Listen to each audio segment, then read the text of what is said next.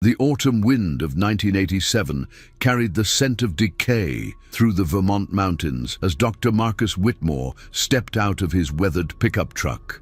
At 43, the archaeologist had spent most of his career buried in the dust of ancient civilizations. But this assignment felt different, more personal, more immediate. The ruins before him weren't thousands of years old. They were merely decades removed from living memory. The McDonald family chapel stood like a broken tooth against the grey October sky.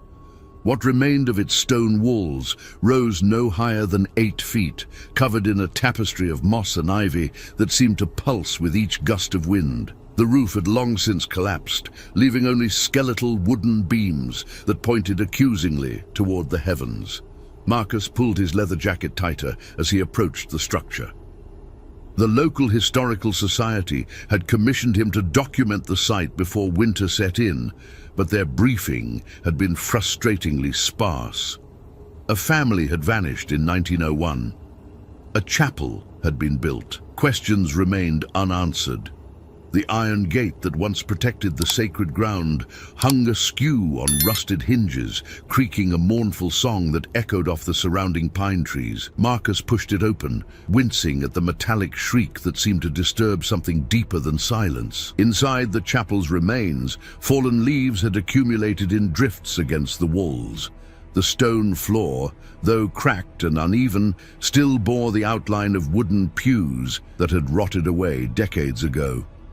At the far end, a simple stone altar remained intact, its surface stained dark with what Marcus hoped was merely the passage of time.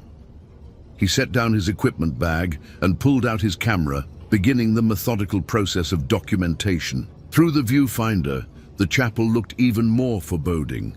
Shadows seemed to pool in corners where no shadows should exist, and the remaining walls appeared to lean inward, as if the structure was slowly collapsing in on itself. As he worked, Marcus became aware of an odd quality to the silence. It wasn't the peaceful quiet of an abandoned place, but something more oppressive, a silence that seemed to press against his eardrums like deep water.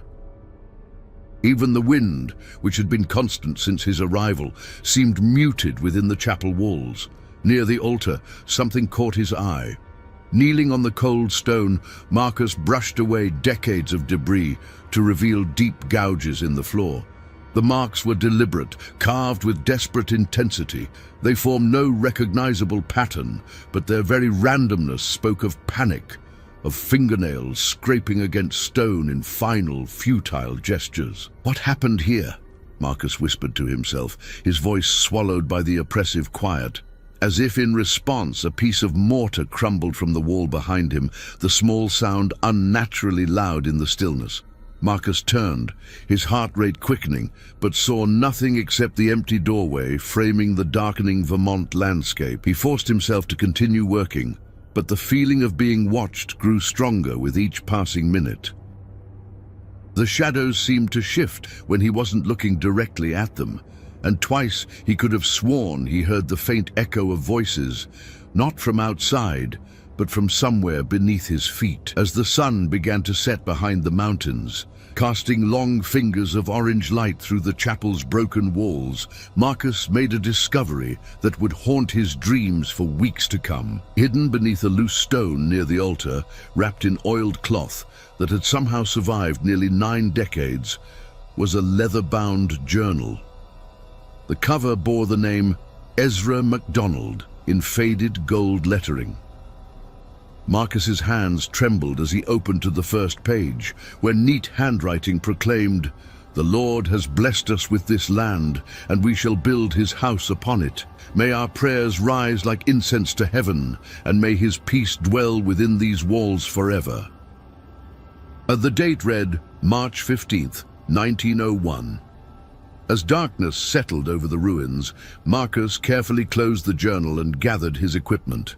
The weight of the discovery pressed upon him like the chapel's oppressive silence. He had come seeking historical documentation, but he had found something far more unsettling, a voice from the past, speaking from the very heart of the mystery. Walking back to his truck, Marcus couldn't shake the feeling that something was following him.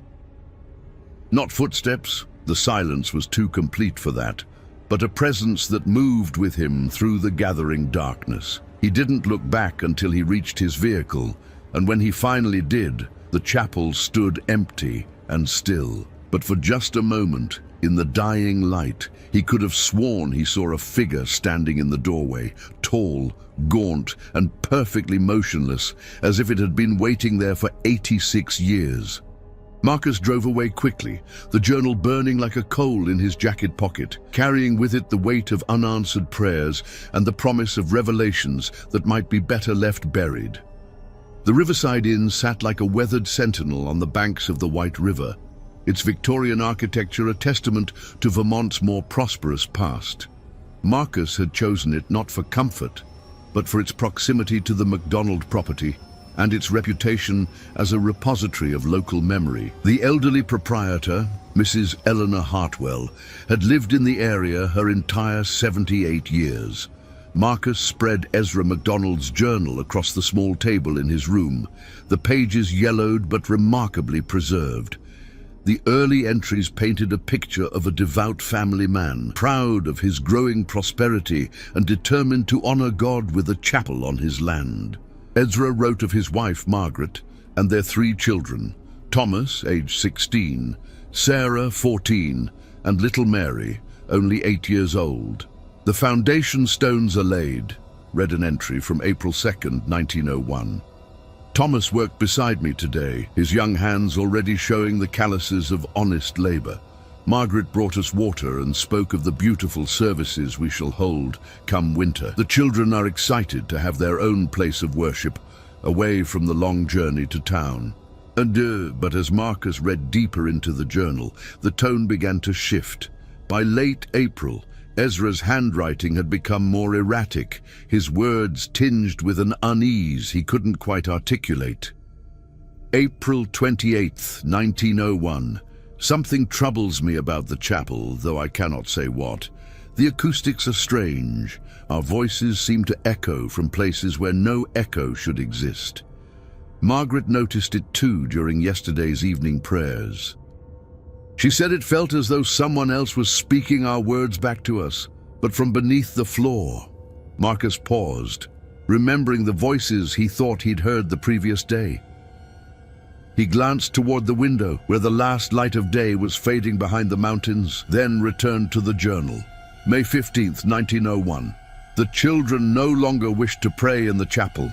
Little Mary claims she hears whispers when we kneel at the altar, whispers that speak in tongues she does not recognize. Thomas, usually so brave, refuses to enter after sunset. I have told them it is merely the wind through the stones, but in truth I hear it too. It is not wind." A knock at the door interrupted Marcus's reading. Mrs. Hartwell stood in the hallway, carrying a tray with tea and what appeared to be homemade cookies. "Thought you might need some sustenance," she said, her keen eyes immediately focusing on the journal. "My goodness, is that Ezra McDonald's journal?" Marcus confirmed, accepting the tray gratefully. "I found it hidden in the chapel ruins." Mrs. Hartwell's face paled visibly.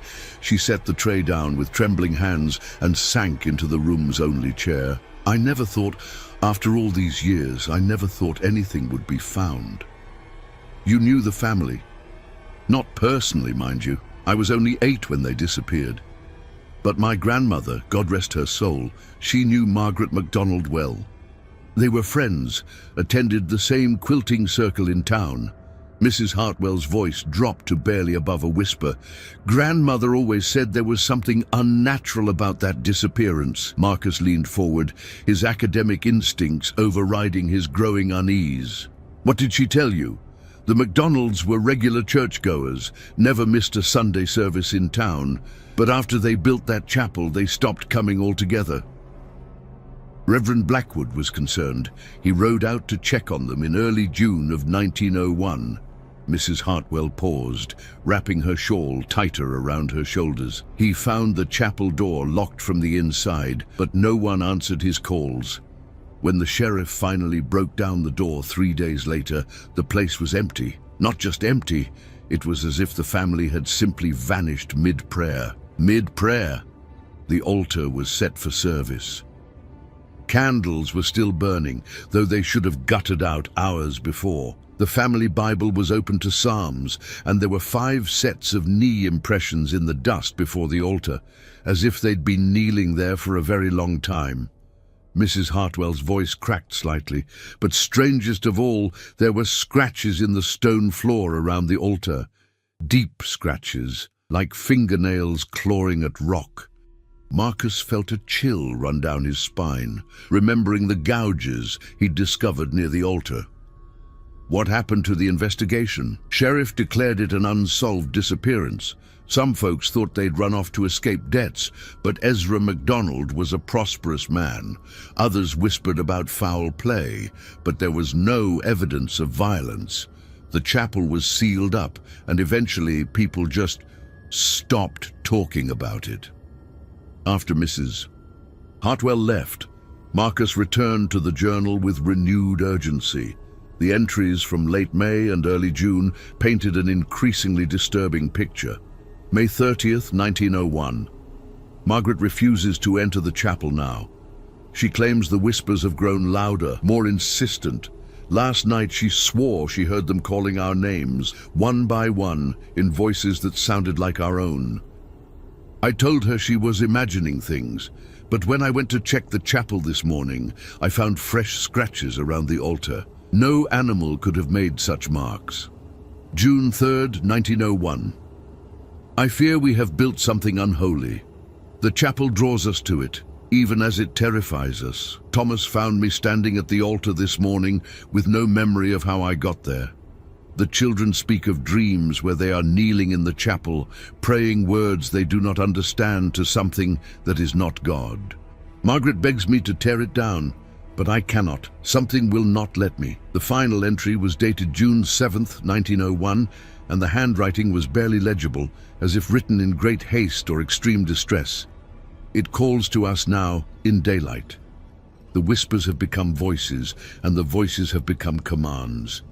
We cannot resist much longer. Margaret says we must flee, but our feet carry us only toward the chapel. The children's eyes are empty now, reflecting something that lives beneath the stones. If anyone finds this, do not enter the chapel after dark. Do not kneel at the altar. Do not listen to the voices that speak your prayers back to you in your own voice. Some silences are not empty. Some silences are full of things that should not be fed. Marcus closed the journal with shaking hands. Outside his window, full darkness had fallen, and somewhere in the distance, barely audible above the wind, he could swear he heard the sound of voices raised in prayer. 5 voices harmonizing in perfect, impossible unison. He did not sleep that night. Dawn came gray and reluctant to the Vermont mountains, filtered through a thick layer of clouds that seemed to press down upon the landscape like a burial shroud. Marcus had spent the sleepless night poring over the journal, making notes, and trying to rationalize what he'd read. In the harsh light of morning, academic skepticism warred with the growing dread that had taken root in his chest.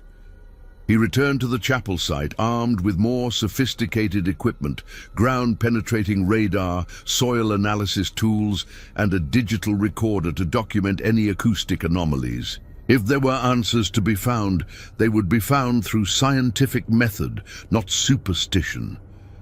The chapel ruins looked different in daylight, less menacing but somehow more melancholy. The morning mist clung to the broken walls like ghostly fingers, and the silence that had so unnerved him the day before seemed less oppressive, though no less complete. Marcus began with the ground-penetrating radar, methodically scanning the chapel floor in a grid pattern.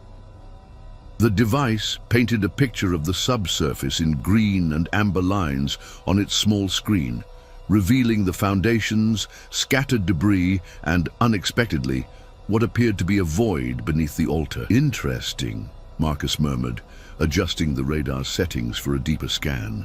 The void was roughly rectangular, about 8 feet long and 4 feet wide, positioned directly beneath where the altar stone rested. It could be a natural cave formation, but its regular shape suggested human construction. As he worked, Marcus became aware of a subtle change in the atmosphere. The mist was lifting, but instead of revealing the familiar Vermont landscape, it seemed to be drawing inward, concentrating within the chapel walls. The temperature, already cool for October, dropped noticeably.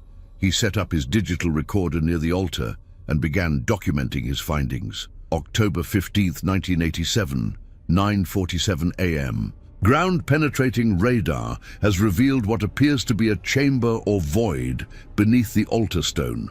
Dimensions suggest deliberate construction rather than natural formation. Proceeding with acoustic analysis. The acoustic tests yielded results that made Marcus question his equipment. Sound waves directed downward from various points in the chapel returned with impossible echoes, not just from the void beneath the altar, but from multiple points that seemed to extend far deeper than the radar could penetrate.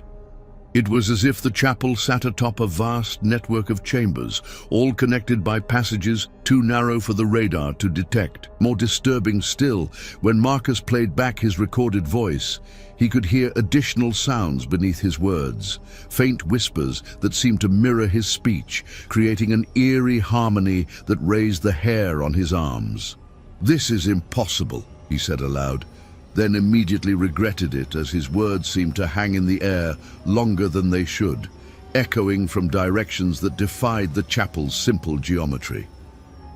Determined to solve the mystery through physical investigation, Marcus began the delicate process of moving the altar stone. It was heavier than it appeared, requiring a combination of leverage and careful maneuvering to shift it even slightly. As he worked, sweat beading on his forehead despite the cold, he noticed that the scratches in the floor extended beneath the stone, not random gouges, but deliberate markings that formed a pattern. When he finally managed to shift the altar enough to reveal what lay beneath, Marcus's breath caught in his throat. A narrow stone staircase descended into darkness, its steps worn smooth by countless feet. The air that rose from the opening carried a scent that was both ancient and organic, not the mustiness of age, but something that suggested life, or what remained of it. Marcus retrieved a powerful flashlight from his equipment bag and directed its beam into the opening. The staircase descended about 12 feet, before opening into what appeared to be a larger chamber. The walls were carved from living rock, and strange symbols covered every visible surface. Not the Christian iconography one might expect beneath a chapel, but something far older and more primitive. Against every instinct screaming at him to leave, Marcus began his descent. The chamber below was larger than the chapel above, its ceiling supported by natural stone pillars that had been carved with the same mysterious symbols. But it was what occupied the center of the space that made Marcus's blood run cold.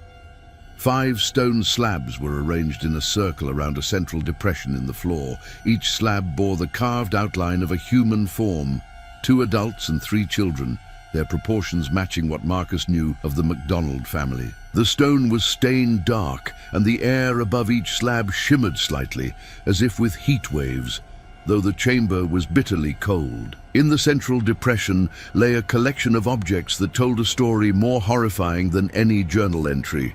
5 sets of clothing, perfectly preserved despite the passage of decades.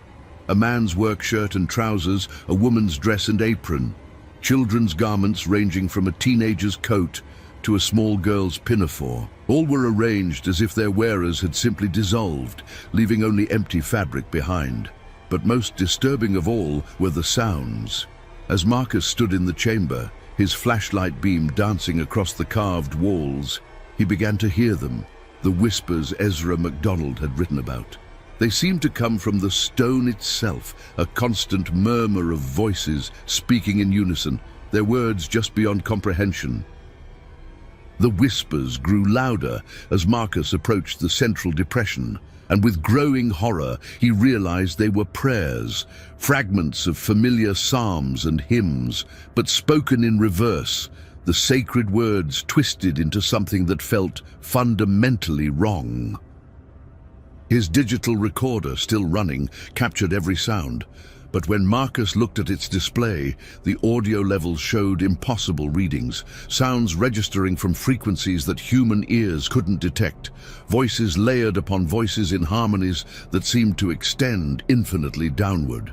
As he backed away from the central depression, Marcus's foot struck something metallic. Looking down, he saw a small brass plate embedded in the floor, its surface covered with symbols that matched those on the walls. But unlike the carved symbols, these seemed to move in his peripheral vision, shifting and rearranging themselves when he wasn't looking directly at them. The whispers suddenly stopped. In the absolute silence that followed, Marcus heard something that made his heart race. Footsteps on the stone stairs above, slow and deliberate, as if someone was descending to join him in the chamber. But he was alone. He had been alone all morning. The footsteps reached the bottom of the stairs, and Marcus turned his flashlight toward the entrance. Nothing. But the silence now felt different. Not empty, but expectant, as if the chamber itself was holding its breath. Then from directly behind him came a sound that would haunt him for the rest of his life, the soft whisper of his own voice, speaking words he had never said, in a tone of reverence and terror that was unmistakably his own. "The prayers have been answered," his voice said, though his lips never moved. "The silence is complete." Marcus ran. He stumbled up the stone stairs, his flashlight beam wild and erratic, the whispers resuming behind him in a crescendo of impossible voices. He emerged from beneath the altar, gasping and shaking, the October air feeling warm against his skin after the bone-deep cold of the chamber below. But as he stood in the ruins of the chapel, trying to catch his breath and process what he had seen, Marcus realized with growing dread that the whispers hadn't stopped.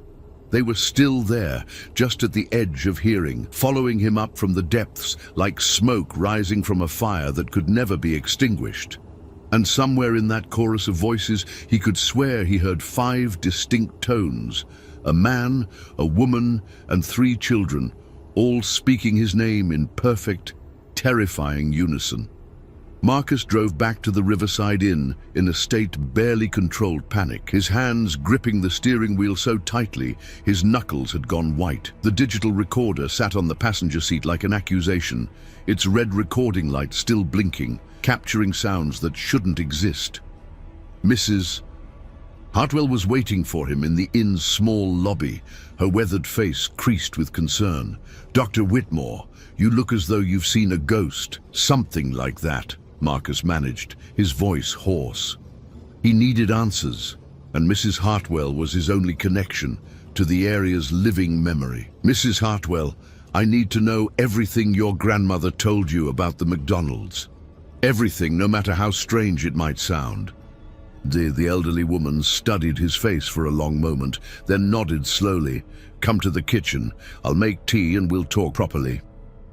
The inn's kitchen was warm and filled with the comforting scents of baking bread and cinnamon. Mrs. Hartwell moved with practiced efficiency, preparing tea while Marcus sat at the worn wooden table, trying to organize his thoughts into something resembling coherence. "My grandmother was a practical woman," Mrs. Hartwell began, settling into the chair across from him, "not given to flights of fancy or superstition, but the McDonald disappearance, it changed her. She never spoke of it lightly. What did she know about the land before the McDonalds bought it?" Mrs. Hartwell's hands stilled on her teacup. "That's just it. The land wasn't empty when they bought it. There had been something there before. Something the local Abenaki tribes considered sacred, or perhaps cursed. Grandmother said the tribal elders warned against building on that particular spot, but Ezra MacDonald was a God-fearing man who put no stock in what he called heathen superstitions." Marcus felt a chill that had nothing to do with the October weather. "What kind of sacred site?" "A place of communication, according to grandmother's stories. The Abenaki believed it was where the boundary between worlds was thinnest, where voices from the other side could be heard." They used it for rituals, but carefully, with proper protections and ceremonies. They never built permanent structures there. They knew better. The pieces were beginning to form a horrifying picture in Marcus's mind. And the McDonalds built their chapel directly on top of this site. Not just on top of it, into it. Grandmother said Ezra found the stone chambers when he was digging the foundation. Instead of filling them in or building elsewhere, he incorporated them into his design. He thought he was being practical, using the natural stone formations to create a deeper foundation for his chapel. Marcus pulled out his notebook and began sketching what he remembered of the underground chamber. "Mrs. Hartwell, did your grandmother ever mention anything about the symbols carved in the stone or about voices that seemed to come from beneath the ground?" Mrs. Hartwell's face went pale. "How could you know about the symbols? No one's been in those chambers since..." Since when?" "Since the night my grandmother and 2 other women went to the chapel to look for the McDonald family." Mrs. Hartwell's voice dropped to barely above a whisper. "This was 3 days after they disappeared, before the sheriff broke down the door. Grandmother was worried about Margaret. They were close friends, and it wasn't like her to miss their weekly quilting circle without word." Marcus leaned forward, his academic training warring with a growing sense of dread. "What did they find?" The chapel door was locked from the inside, just as the sheriff later discovered. But grandmother heard voices coming from within, the entire McDonald family praying together. She called out to them, but they didn't respond. The prayers continued, word for word the same, over and over again, as if they were stuck in some kind of loop. How long did this go on? Hours. Grandmother and the other women waited outside until dawn, listening to those endless prayers. But as the sun rose, the voices began to change. They became hollow, grandmother said, like echoes of echoes, growing fainter but never stopping. And underneath them, she began to hear something else, whispers in a language she didn't recognize, speaking in harmony with the prayers, but saying different words entirely. Marcus felt his mouth go dry. Did she ever go back? Once. After the sheriff's investigation turned up nothing, grandmother returned alone. She found the loose stone near the altar, the same one where you found the journal, I'd wager, and discovered the entrance to the chambers below. She went down there? Mrs. Hartwell nodded grimly. She was a brave woman, and she loved Margaret MacDonald like a sister. She thought perhaps the family was hiding down there, afraid to come out for some reason. But what she found... Mrs. Hartwell paused, her hands trembling slightly. She found the stone slabs, the carved symbols, and the clothing. But she also found something else, something she never told anyone except me, and only on her deathbed. Marcus waited, his heart pounding. She found them, Mrs. Hartwell whispered. The MacDonald family. They were there in the chamber, kneeling around the central depression just as they had been in life. But they weren't solid anymore. Grandmother said they looked like shadows made of mist, translucent but still recognizable. And they were still praying, their lips moving in perfect synchronization, their voices creating the whispers she'd heard from above. What did she do? She tried to speak to them, to call them back somehow, but when she spoke Margaret's name, all 5 figures turned to look at her. Their eyes... Mrs. Hartwell shuddered.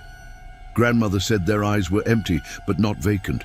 They were full of something else, something that wasn't them anymore. And when they opened their mouths to respond, it wasn't their voices that came out. It was the voice of whatever had been listening to their prayers from the beginning. Marcus felt the room spinning slightly. What did it say? It thanked her for coming. It said the prayers were almost complete, that the family had been such faithful servants, and that soon there would be room for more voices in the choir. It invited her to kneel with them, to add her voice to theirs, to help them finish what they had started. But she escaped, barely. She ran up those stairs faster than she'd ever moved in her life, and she never went back. But the voices followed her home that night. She could hear them whispering her name, calling to her from beneath the floorboards, from inside the walls, from anywhere that shadows gathered. It took weeks before they finally faded, and even then, she never felt entirely free of them. Marcus thought of his own experience in the chamber, of hearing his voice speak words he'd never said. "Mrs. Hartwell, I need to ask you something, and I need you to be completely honest with me. Have you heard anything unusual since I arrived? Any voices, any whispers?" Mrs. Hartwell's face crumpled. "Last night, after I brought you tea, I heard Margaret MacDonald calling my name from the basement, clear as day, in the same voice I remembered from when I was a child. She was asking me to come down, to help her with something important. I almost went." Tears began to flow down her weathered cheeks. "God help me, I almost went." Marcus reached across the table and took her hand. "We need to contact the authorities. This site needs to be sealed, studied properly, maybe even destroyed." "You don't understand," Mrs. Hartwell said, her grip surprisingly strong. "It's too late for that. By opening the chamber, by hearing the voices, you've become part of it now. They know you're here, and they won't let you leave until you've given them what they want." As if summoned by her words, Marcus's digital recorder, which he'd left on the table, suddenly crackled to life. Through its small speaker came the sound of 5 voices raised in perfect harmony, singing a hymn he recognized from his childhood. But the words were wrong, twisted into something that made his skin crawl and his vision blur at the edges. And underneath the hymn, barely audible but unmistakably present, was the sound of his own voice, learning the words, preparing to join the eternal choir that waited beneath the stones of the MacDonald family chapel. The recording played for exactly 3 minutes and 47 seconds, then stopped abruptly, leaving behind a silence that felt anything but empty. The decision came to Marcus in the grey hours before dawn, as he sat in his room listening to the whispers that now followed him everywhere. He could not run from this. The voices had made that clear. Every time he tried to pack his equipment, his hands would freeze, and he would hear his own voice calling to him from the chapel, patient and insistent, reminding him that his work was not yet finished. Mrs. Hartwell had not slept either. When Marcus came downstairs at first light, he found her in the kitchen, fully dressed and clutching a worn leather Bible. "You're going back," she said. It wasn't a question. "I have to. Whatever's down there, it won't stop until it gets what it wants. And I think I know what that is now." Marcus had spent the night studying the symbols he'd sketched from the chamber walls, cross-referencing them with his knowledge of pre-Columbian religious practices. The pattern that emerged was both ancient and terrifyingly logical. The site wasn't just a place where the boundary between worlds was thin. It was a place where that boundary could be deliberately weakened, where voices from beyond could be given form and substance through the power of prayer and sacrifice. The Abenaki knew how to use it safely, Marcus explained, as Mrs. Hartwell poured coffee with shaking hands. They had rituals, protections, ways to communicate without being consumed. But the MacDonalds, they built their chapel as an amplifier, focusing all their prayers into that chamber below. They fed it with their devotion until it became strong enough to take them. And now, it wants you. Marcus nodded grimly, but I think there might be a way to stop it. The symbols in the chamber, they're not just decorative, they're instructions, a kind of spiritual technology.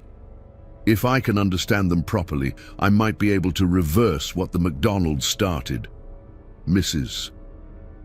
Hartwell gripped his arm. Or you might make it stronger. Dr. Whitmore, that thing has been waiting for 86 years for someone with the knowledge to complete its work. What if that someone is you? The possibility had occurred to Marcus, but he pushed it aside. Then I'll have to make sure I don't give it what it wants. He gathered his equipment one final time, adding items that had nothing to do with archaeology: salt, iron nails, and a small vial of holy water he'd requested from the local priest. If he was going to face something that existed in the spaces between faith and fear, he would need more than scientific instruments. The chapel ruins looked different in the morning light, somehow more solid and present than they had before. The mist that had been gathering around the site for days now formed a perfect circle around the broken walls, as if the very air was being drawn into the structure. Marcus approached the altar with steady steps, though his heart hammered against his ribs. The stone had shifted back into place during the night, but it moved easily now, as if eager to reveal the entrance to the chamber below. The whispers began as soon as he started his descent, but they were different now, more urgent, more welcoming. 5 distinct voices called his name in harmony, their tones filled with what sounded like genuine joy at his return. The chamber was exactly as he had left it, but the air above the stone slabs now shimmered more visibly, and the shadows cast by his flashlight seemed to move independently of their sources. The McDonald family was there, just as Mrs. Hartwell's grandmother had described, translucent figures kneeling around the central depression, their lips moving in constant prayer. As Marcus entered the chamber, all 5 figures turned to look at him. Their faces were recognizable from an old daguerreotype he'd found in the town's historical archives, but their eyes held depths that belonged to something far older than human memory. "Dr. Whitmore," said the figure of Ezra MacDonald, though the voice that emerged was a harmony of tones that seemed to come from the stone itself. "We have been waiting for you. Our prayers are almost complete, but we need one more voice to finish the work." Marcus forced himself to speak calmly, though every instinct screamed at him to run. "What work? What are you trying to accomplish?" "We are opening the way," replied the figure of Margaret MacDonald, her voice layered with harmonics that made Marcus's teeth ache. "The boundary between worlds has grown thin here, and with enough voices, enough faith, we can tear it open completely. Think of it, direct communication with the divine, unfiltered by doubt or distance." That's not the divine you're communicating with," Marcus said, pulling out his notebook and beginning to sketch the symbols on the walls. "You've been deceived. Whatever answered your prayers, it's not God." The figure of young Mary MacDonald tilted her head, and when she spoke, her voice carried the weight of centuries. "How can you be so certain? We have felt its presence, heard its voice, experienced its power. It has given us eternal life, eternal purpose."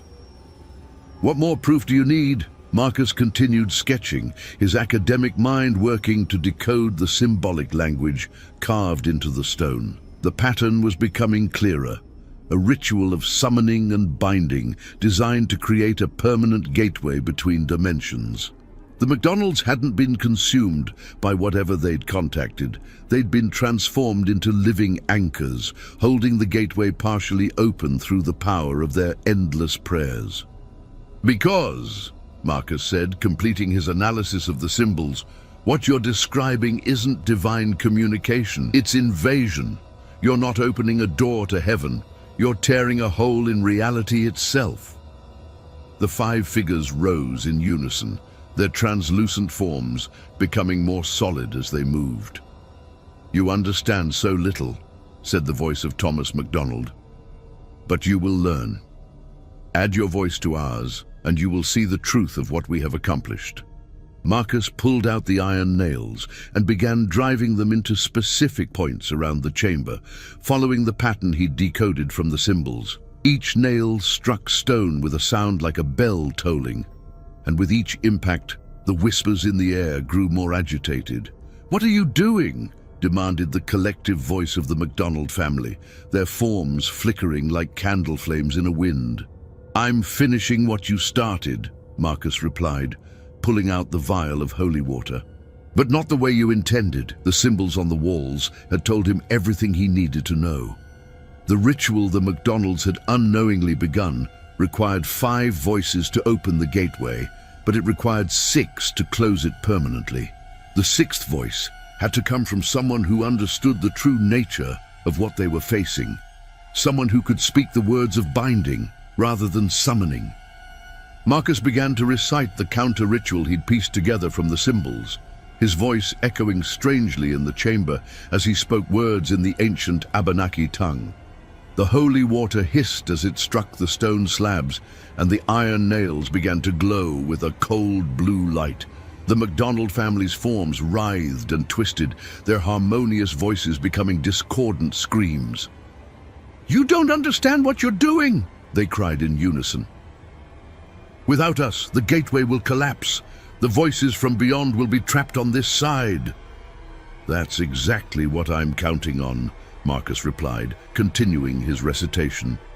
The symbols on the walls were beginning to change, the carved lines shifting and rearranging themselves as the binding ritual took hold.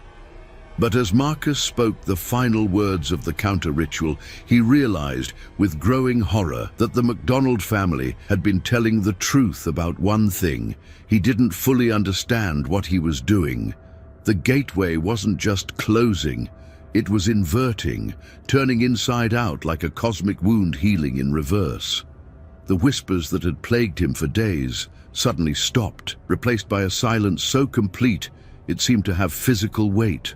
The translucent figures of the McDonald family froze mid-scream, their forms becoming solid for one brief moment before crumbling to dust that was immediately absorbed by the stone slabs. Marcus felt a tremendous pressure in his ears, as if he were diving to great depths, and then something fundamental shifted in the chamber around him. The air itself seemed to thicken, and the shadows cast by his flashlight began moving with purpose and intelligence. He had succeeded in closing the gateway, but in doing so, he had trapped whatever had been trying to come through on this side of reality. And now it was free to act directly in the physical world, no longer constrained by the need to work through human intermediaries. The chamber began to shake, dust and small stones raining from the ceiling as something vast and invisible pressed against the boundaries of the space. Marcus's flashlight flickered and died, plunging him into absolute darkness. But the darkness wasn't empty. It was full of presence, of intelligence, of something that had been waiting for 86 years to be fully unleashed. In the blackness, Marcus heard his own voice speaking words he had never learned, in languages that predated human civilization. The entity that had been feeding on the McDonald family's prayers was now speaking through him, using his knowledge and his understanding to complete its manifestation in the physical world. Marcus tried to run, but his legs wouldn't obey him. He tried to scream, but only those alien words emerged from his throat. As his consciousness faded, overwhelmed by the presence that was taking control of his body, he understood with perfect clarity what he had done. He hadn't saved anyone. He had simply changed the nature of the threat. The last thing Marcus remembered was the sound of footsteps on the stone stairs above, slow, deliberate, and unmistakably his own, as something wearing his body climbed up from the depths to begin its work in the world above. Epilogue: The Spreading Silence. Mrs. Eleanor Hartwell found Dr. Marcus Whitmore's truck still parked outside the chapel ruins 3 days later when he failed to return to the inn. The local sheriff organized a search, but they found no trace of the archaeologist anywhere on the McDonald property. The chapel ruins themselves had changed. The broken walls now stood perfectly straight, as if rebuilt by invisible hands, and the iron gate hung properly on its hinges. Most disturbing of all, the oppressive silence that had characterized the site for decades was gone, replaced by something that felt almost like anticipation. Mrs. Hartwell never spoke publicly about what she found in Dr. Whitmore's abandoned room.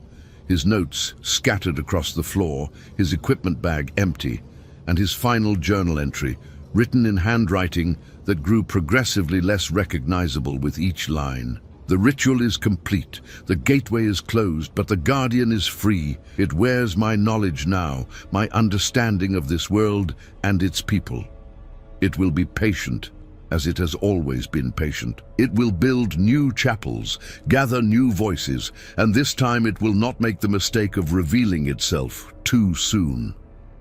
The McDonald family served their purpose, but they were limited by their humanity. their need for food and sleep, and the comfort of familiar prayers. I am different. I'm educated, connected, trusted by institutions and colleagues around the world. The work begins again, but this time it will not be confined to a single family in a remote Vermont chapel. This time, it will spread like a whisper through the academic community, through universities and museums, through every place where knowledge is gathered and shared. The silence is no longer contained. It is learning to speak with my voice, to think with my mind, to move through the world with my credentials and my reputation. And when it has gathered enough voices, when it has built enough chapels in enough places, it will finally complete what the McDonalds began. The boundary between worlds will not just be opened, it will be erased entirely, and in that moment, the silence will no longer need to whisper, it will be able to sing. Mrs. Hartwell burned the journal that same night, but she could not burn the memory of its words. She lived for 3 more years, during which time she received regular letters from Dr. Marcus Whitmore, updating her on his research and thanking her for her hospitality.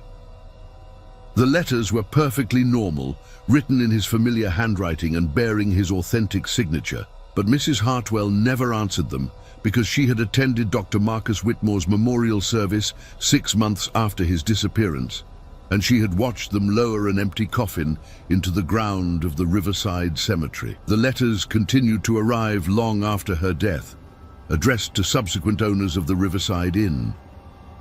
They always contained the same message, written in the same careful handwriting: the work continues. New chapels are being built, new voices are being gathered. The silence grows stronger with each prayer, and soon it will be strong enough to sing the world into a new shape entirely.